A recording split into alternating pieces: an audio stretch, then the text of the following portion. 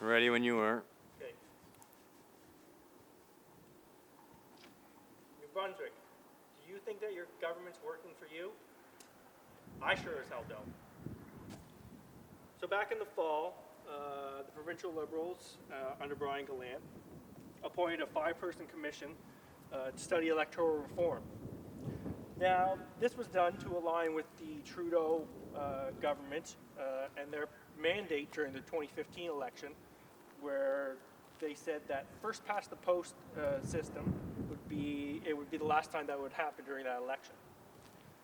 And just like Trudeau's meet and greet across Canada, when the commission came back and told Brian Gallant that they should use the preferential, or they recommended the preferential ballot system, Gallant did what most New Brunswickers do and didn't change a thing. So are you sick of things not changing here in New Brunswick? Sick of the same old, well, that's just the way we do things around here? Sick of having assessment after assessment or study after study done, wasting taxpayers' dollars in the end because nothing gets changed? The only thing that has been assessed real quick and changed was the $200 million decrease in the assessed of the LNG property that the Irvings own, and yet the average taxpayer's property tax went up. Now, I can understand why Gallant and Trudeau don't want to change electoral reform because they feel that there's more pressing issues to deal with. The problem is that those more pressing issues aren't being addressed. So, like education here in the province and our very low test scores. So the government's idea is to get a bunch of experts together only to throw, and those experts come back and throw the onus back on the teachers. The other thing that's done is that we want to change the definition of literacy to kind of combat that because of technology that's coming up. The government went so far as to have one of their representatives come on the CBC and say, well, truck drivers, they need to be able to read their GPS. Well, I'm sorry, but in 10 to 20 years, when self-driving cars are running the roads, there's not going to be any truck drivers. We're going to need somebody in front of a computer to run those trucks. And in order to do that, you're going to have to take a computer science degree or the equivalent of that and know how to read. The second part is jobs. So outside of a few IT companies having a little bit more announcing jobs here, or Sears Canada, which is a failing business, announcing a call center, the only other thing that Gallant has done is trying to twin a highway from Shediac, not trying, he is twinning a highway from Shediac all the way to Bathurst. The only thing that does is help himself, Victor Boudreau, and Dominic LeBlanc get votes.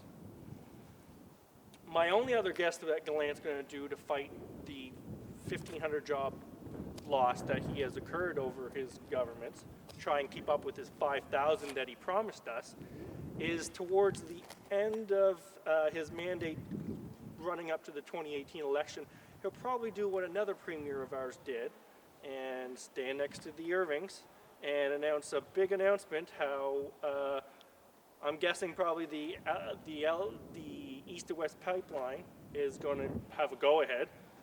That way that Gallant looks good because he's going to promise 5,000 jobs. And the Irvings are going to ride in on their white horses and save New Brunswick yet again. The third thing that Gallant said that he made a promise that he was going to change was transparency in government.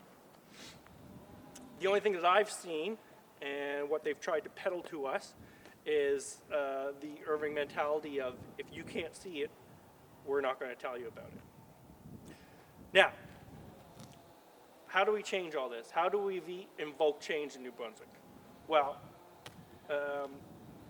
what I feel, which is why I'm doing this in front of the old Moncton High School, is I think that the pressure needs to be put on the government to move the voting age from 18 to 16. And I'll tell you why.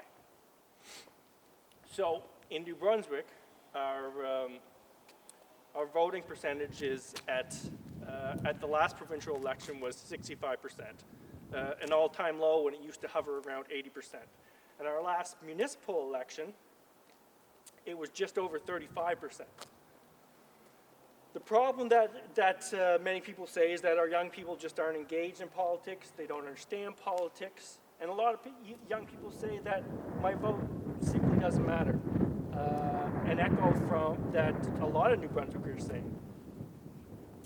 And the way that our system is set up now is that 18-year-olds are when we start to vote. And what goes on it when you're 18? You graduate high school, you get a job, move out of your parents' place, or you go to university or a trade school, all of which, or some of which, happen at the same time. That's a lot of change for a young person to start thinking about voting and what's going on around them. Meanwhile, at 15, 16, 17 years old, we're teaching kids in school about politics.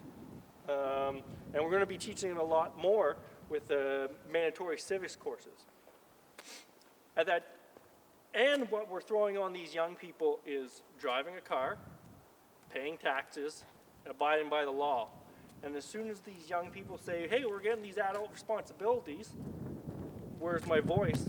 The rest of New Brunswick says, whoa, no. Your voice doesn't amount to anything but curds and gravy, we'll say. So one backlash against getting young people to vote is that, A, they're not mature enough. They don't care that much, or they don't know that much about politics, or they're easily swayed. Well, let's just back that up, because in the fall in the US, Donald Trump was elected. So all those things that we just said against young people, those were done, they were easily swayed by adults. And if you still think that young people are easily swayed, when you go to vote, it's behind a closed door. So the only sway these young people usually get are from their parents. And if you know kids, young people, they usually go against what their parents say. Or if they don't, they engage in a discussion, if given the vote, they would engage in a discussion with their parents, thereby increasing more discussions around certain issues in New Brunswick. So, if our older generation wants the younger generation to be more mature, I guarantee you that if you give them the vote, you will see more political discussions, more issues will be addressed, and we'll start to see the voter turnout start to go back up. In the same breath, if you put those responsibilities back on kids, the intrinsic values of maturity, responsibility, and their character building skills will go back up. Also, and a big one is, if you create good habits when kids are young, that'll spill over later on into their adult life, and we need to start there. So, if we want change to happen in New Brunswick, we need to do it right now.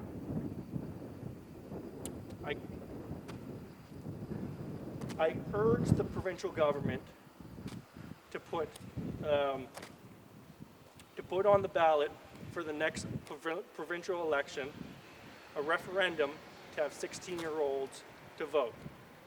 If you engage those young people, we might just keep some of the best and brightest here in New Brunswick.